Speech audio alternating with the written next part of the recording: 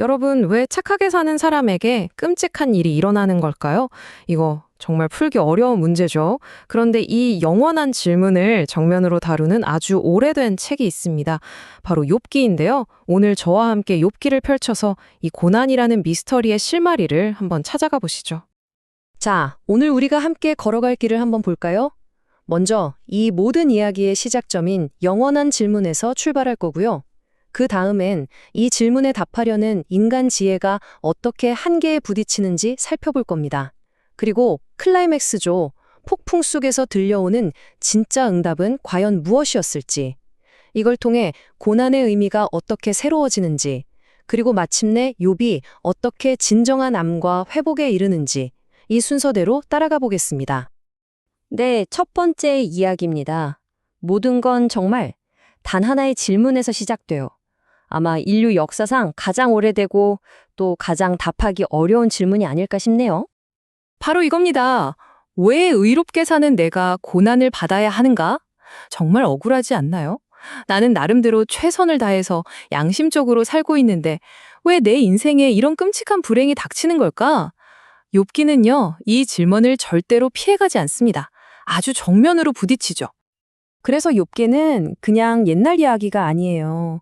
이건 도저히 이해할 수 없는 고난 앞에서 우리 인간을 다루시는 하나님의 방법, 그분의 주권이 대체 무엇인지를 아주 깊이 파고드는 일종의 영적 탐사 보고서 같은 겁니다. 자, 그럼 두 번째 단계로 가보죠. 이런 말도 안 되는 고난 앞에서 우리 인간은 보통 어떻게 반응할까요? 그쵸. 일단 왜? 라는 질문을 던지면서 그 이유부터 찾으려고 하죠. 욥의 친구들이 바로 그 대표적인 예입니다. 그런데 그들의 시도가 오히려 인간의 지혜가 얼마나 얕은지를 적나라하게 보여주게 됩니다.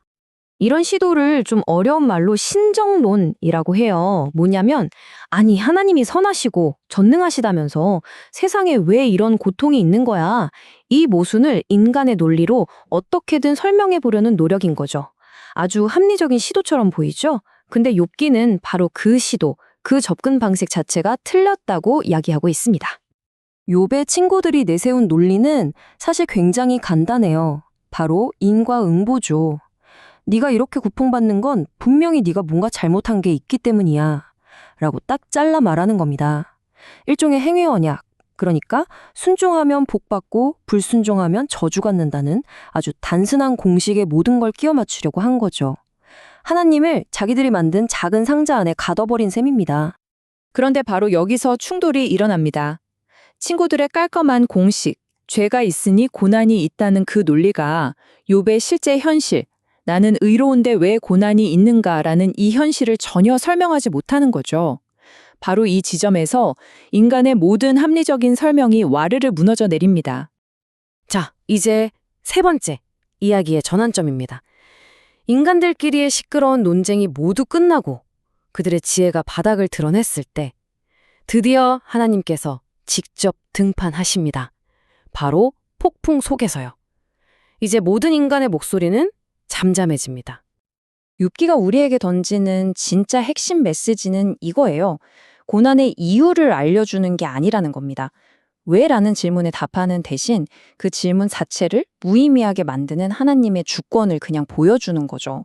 고난의 원인을 찾는 게 아니라 그 모든 것을 다스리시는 하나님이 누구신지를 드러내는 데 초점이 맞춰져 있습니다. 그렇다면 하나님의 주권이란 게 대체 뭘까요? 이건 하나님의 다스리심이 절대적이고 자유롭다는 뜻입니다. 그분의 계획은 우리 인간의 머리로 이해할 수 있는 범주를 훨씬 뛰어넘어요. 한마디로 하나님은 우리가 정해놓은 인과응보 같은 공식에 갇히시는 분이 아니라는 겁니다.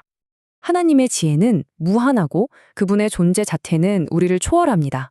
그러니까 하나님은 우리가 분석해서 풀어야 할 수수께끼가 아니라 그저 압도적인 경외감으로 만나야 할 신비 그 자체인 거죠. 바로 이 장면이죠.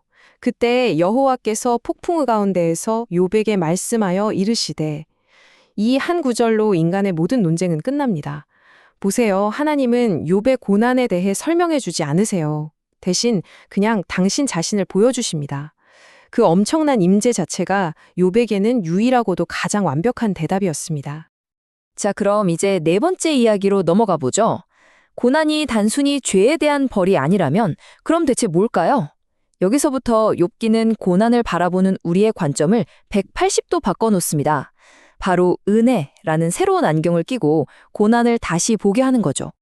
이때 정말 중요한 개념이 바로 은혜 언약입니다.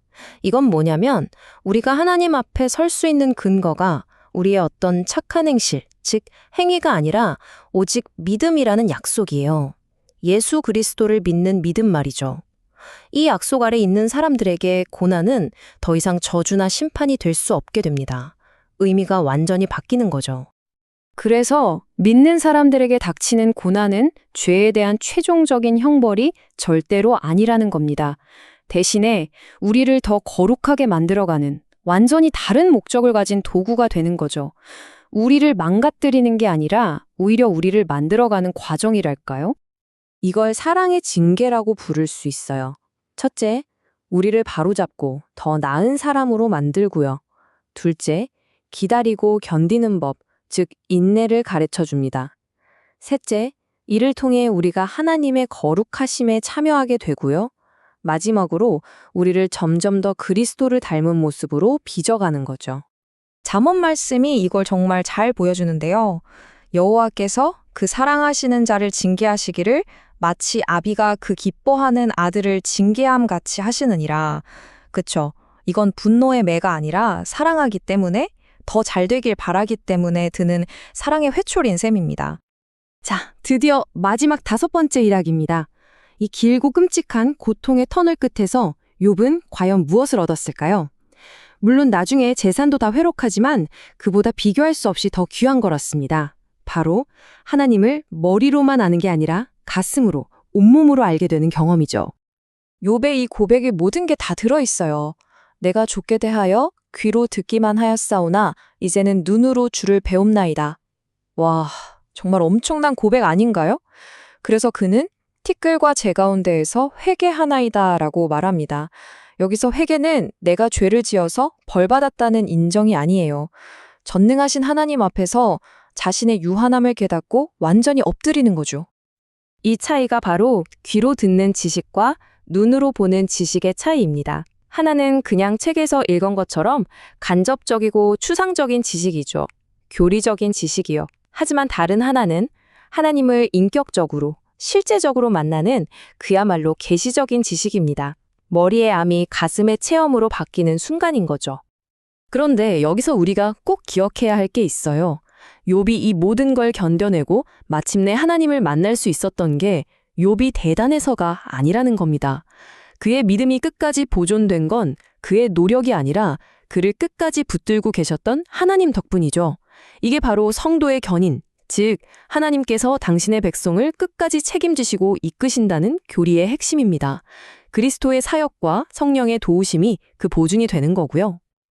그리고 이 모든 욥의 이야기를 단 한 구절로 요약해주는 약속의 말씀이 있습니다. 로마서 8장 28절이죠. 우리가 알거니와 하나님을 사랑하는 자, 곧 그의 뜻대로 부르심을 입은 자들에게는 모든 것이 합력하여 선을 이루느니라. 네, 모든 것. 여기에는 우리가 이해할 수 없는 고난까지도 포함됩니다.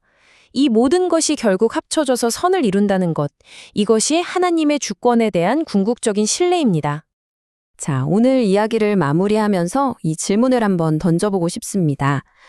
만약 우리가 겪는 고난에 명쾌한 이유는 없지만 대신 우리가 아직 다 알지 못하는 선한 목적이 있다면 어떨까요?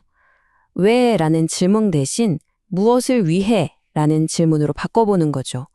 이 관점의 변화가 지금 고난 중에 있는 우리의 삶을 어떻게 바꿔놓을 수 있을지 한번 깊이 생각해보는 시간이 되었으면 좋겠습니다.